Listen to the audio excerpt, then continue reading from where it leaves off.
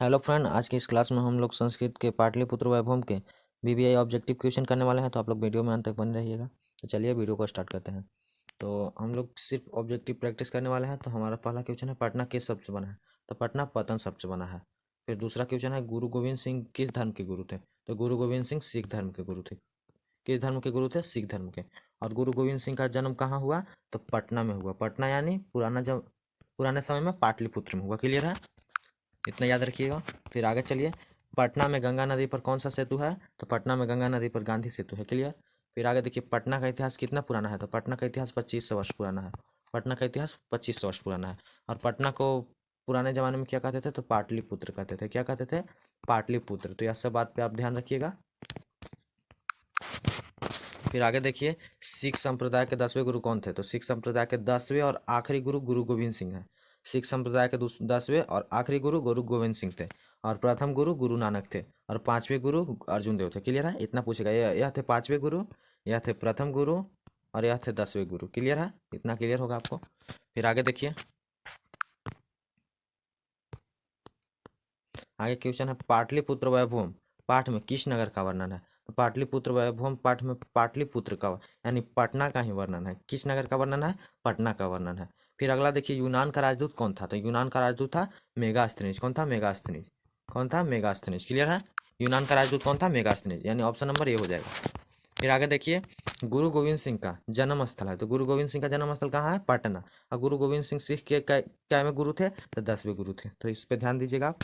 फिर देखिए, पटना में कौमुदी महोत्सव किसके शासनकाल में मनाया जाता था? पटना में कौमुदी महोत्सव किसके शासनकाल में मनाया जाता था?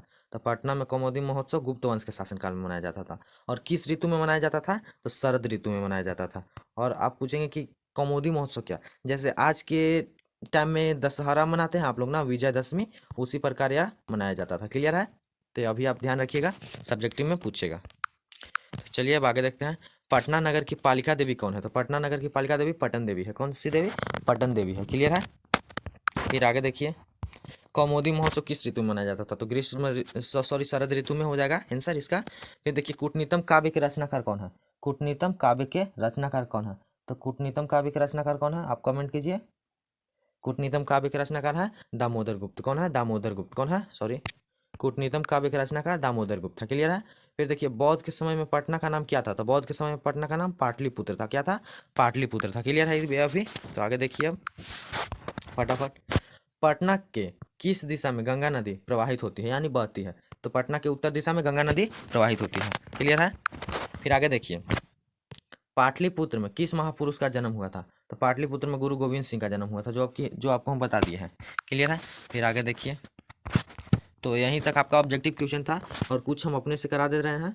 जैसे मैं एगो काव्याई मानसा यह बहुत ज़्यादा ही पूछता है, लिखना भूल गए थे।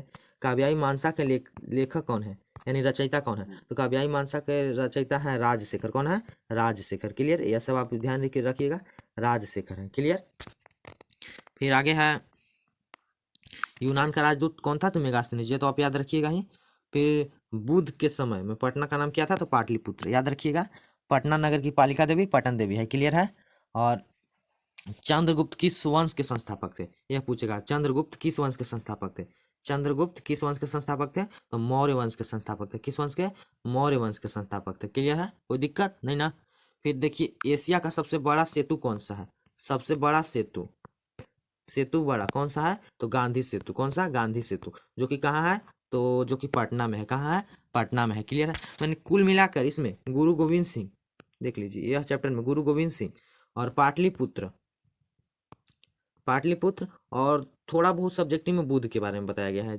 इनका बचपन का नाम था सिद्धार्थ। बताया गया है कि बुद्ध ने पटना के बारे में क्या कहा था? तो बुद्ध ने पटना के बारे में भविष्यवाणी किया था कि यह आगे पे चल के बहुत ही बड़ा यानी बड़ा राज्य होगा, प्रदेश होगा, जे बोलिए बड़ा ग्राम होगा।